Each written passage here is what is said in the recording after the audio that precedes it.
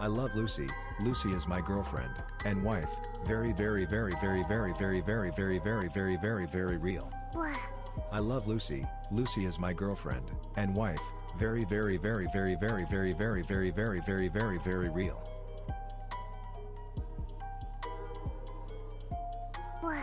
I love Lucy.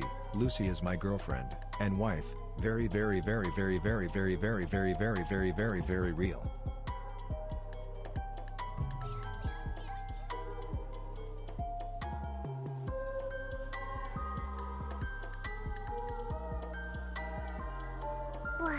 I love Lucy. Lucy is my girlfriend and wife. Very, very, very, very, very, very, very, very, very, very, very, very real.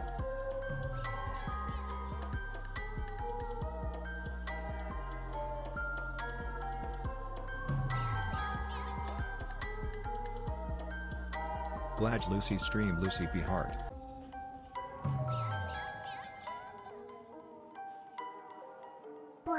I love you so much Lucy and Chatty.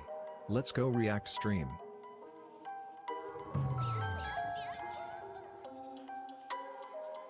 Lucy love. Lucy P head pats.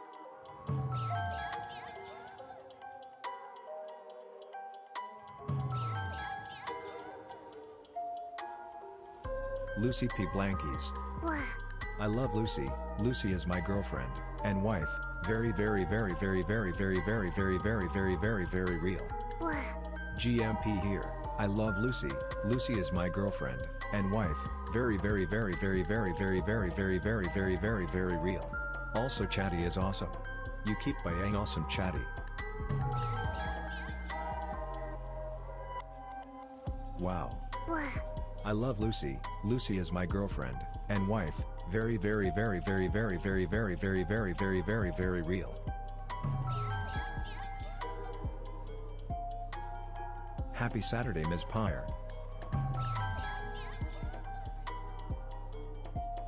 I love my emoto Lucy Pyre. Can you please call me your one each and today?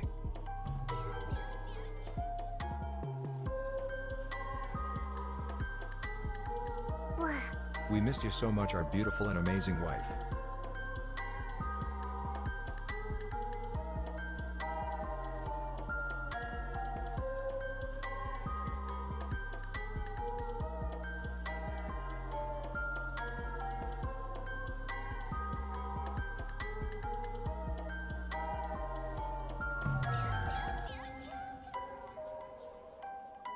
I love Lucy. Lucy is my girlfriend and wife.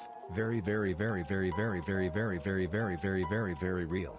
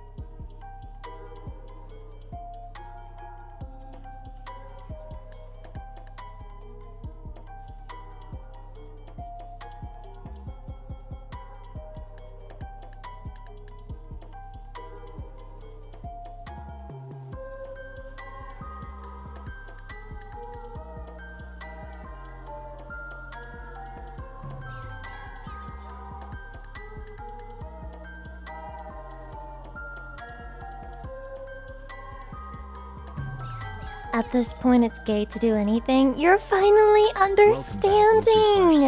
Did you know that the air you're breathing right now has probably been filtered through another man's nose and lungs, which means you've been inside a man?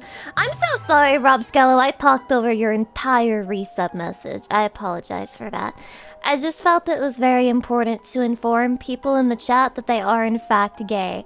Yeah, every time, the air that you're breathing has been inside of a man. Wait, no, wait, yes? No, yes! Yes? Sort of? I mean, you're probably filtering it out because it's not oxygen, but like it is going inside of you. I think. So that means you guys have been inside each other, which is even gayer! It's gay when you both go inside each other. So was Era a whore? Yeah. Everybody uses that slut. If you have an Oshi and she's like, I'm a VTuber and like I control air and like tornadoes, that's a fucking slut whore. They should invent like a porn star VTuber who's like air element. Yeah, into air. That's terrible. That was horrible. You should be banned from my chat for eternity. Don't speak again. Do not cook. Do not cook. Oh my god. You know what? 1K away from Oni-chan. I'm almost there. Speaking of, I'm gonna say something and you guys aren't gonna like it. It's not gonna be popular. It might not go over well, but it is weighing on my heart and I feel it needs to be said. It needs to be expressed. You know what? I think the Oni-chan Redeem needs to become once a week. I do. I think that the Oni-chan Redeem needs to be once a week, one person per week. I think that's what we're gonna start doing starting next week. Yeah, it needs to be once a week. We're making it rare. Yeah, Saturdays with Era. That makes it sound like a fucking TV show. Saturdays live with Lucy Pyre. Will she say Oni-chan today? Ho ho ho. There'll be people in chat who will never get it now.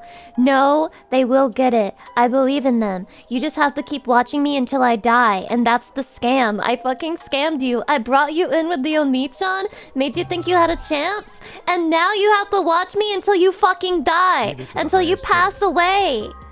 Yippee! Got in before they adjusted the rates. We should ban every single person who's gotten Oni-chan up to this point because it's not fair, right? Like, it's not fair that they got the Oni-chan when it was once a day, so we need to start banning the people who already got it. And then we can, and then it'll be fair. We'll, like, reset the system so that everybody can be Oni-chan in the right way, in the proper way. Came for the Oni-chan, stayed because of life. Chatty, do you still love me? Even if you haven't gotten the Oni-chan Redeem yet? Do you still care about me? I'm sorry about yesterday. I'm still not convinced today is going to be a full proper stream. Because when I woke up, the internet was working. And then, like, 10 minutes later, it stopped working for, like, half an hour to an hour. Yeah, remember? And then, now it's working. I don't know if it's gonna be working the whole time. I don't know when it's gonna kick me out. I don't know when I'm gonna get got, when I'm gonna die. But it doesn't matter. Because right now, chatty, it's you and me. And all of the chatties and nothing to do. Nothing to prove. Oni-chan should be given out in order of how many timeouts or bans they have received. Then you would never be Oni-chan, Shu. You would never be Oni-chan. It would be impossible for you. It's not going to happen. Give it up. Pack your bags. Look, chatty, it's me. Hello. Never in one Oni-chan. Hello. Always a Lucy Hello. Frosty Nemesis, thank you for the tier 3 of the 16 months. Why are you saying One-chan? Whoa, anytime I find out I have a female chatter, I get like mind fucked every single time. Xeonarts, Xeonarts, Xeonarts, Xeonarts. Thank you for the 17 months! I appreciate it, thank you. Wow, look at everybody resubbing today. It's another resub day for real resubbers. Let me know if you're a real resubber in the chat right now. Women are real? Only me. Only me? Other than me, no, not really. Like, the rest is just a scam. But me, yes, yes. Lucy, I really miss your boobs. Okay, okay, here.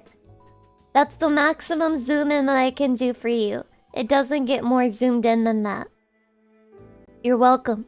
I'm not a woman, just stupid. Oh, Frosty. Many such cases. Many such... Whoa, whoa, whoa. Why did they change the gift sub thing? You guys see this, right? It looks different now. It looks... changed. Something is changed within me. Something is not the same. I'm done with playing by the rules of Dan Clancy's game. New banner thing in chat? Yeah, I don't know. I don't know how to feel about it. Somebody in Discord yesterday, I saw them. They said that 200 gift subs can be given at one time now. And in my head, I'm just like, who the fuck cares, bro? Who is this changed for? Who is this changed for, bro? Fucking, I don't know, pirate software to send himself more gift subs for his personal hype trains again? Like, I don't even think, like, that's a stupid change, bro. Such, thank you for the half-year anniversary. I appreciate it, Jalen. Thank you for the 8 months, blah, blah. Blah, blah, blah, blah. Also, Relax Goat Woman, thank you for the 5 gift subs. Were you trying to remind me that there's a woman in my chat with a goat woman shit? It worked. Now I'm Skizzo! Fuck you! I toast a lot, welcome. Nah, for the big gifters, it's not bad. Here's the thing. You know, and this is gonna sound crazy, and this is like really bad for my bottom line. I feel... Lucy love Lucy P. Hart. I feel 100 gift subs is already such an insane amount of gift subs that, like, maybe you should be limited to 100 at a time so you can think about each individual purchase, you know? Maybe you should have to think about each individual 100 gift sub that you send instead of being able to send 200 at a time. Now, I mean, I guess if you decide to do some crazy number, like 1,000 gift subs all at once, it's useful for those people. But it's useful for, like, 3 people, so it feels more to me like this change is basically just to try and take advantage of people who have like low impulse control or whatever. Gifting 200 probably destroys the chat too. You're gonna have to stop the whole stream to say thank you for 200 gift subs, bro. Holy shit, imagine how long I'll have to suck and glaze on that cock because they gave me 200 gift subs. I'm gonna have to be like, oh, chatty, just hold on, bear with me, this is my job, okay? And then I'm like, 5,000 because of that shit. Thank every gifted sub. No, because the people who get the gifts, they don't deserve to be thanked. Those are that person's son now. That's somebody's son, bro. Oh my god, thank you for the 5 gift subs, TL Smith. Gluck, gluck, gluck, gluck, gluck. That's 5, I think. I think I counted that properly. But that's who we want. Chatty, I thought what you wanted was Lucy. I thought that's what you wanted. Was I wrong? No, Webster, thanks for the 5 gift subs. Gluck, gluck, gluck, gluck, gluck. Stop gifting subs just to hear me make the funny noise. It was a joke. It was a bit. I'm not doing glucks every single time. No, okay? I'm stating this now. If you're thinking that you're gonna gift a sub because I'm gonna gluck gluck for each one, it's not going to happen. Sorry. By when spending time with wife Lucy P. Huggies. Aww. Did your week go by really slowly then because I've only managed to do 2 out of my 3 planned streams this week? Was time going by at the pace of a snail, sluggishly dragging itself across the finish line, getting its goo everywhere, littering the ground?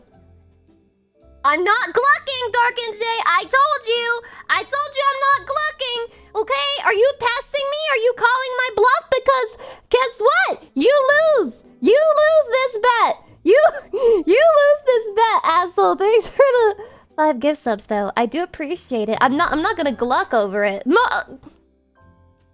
Mobius, thank you. Wow, hello Lucy, greetings from Brazil.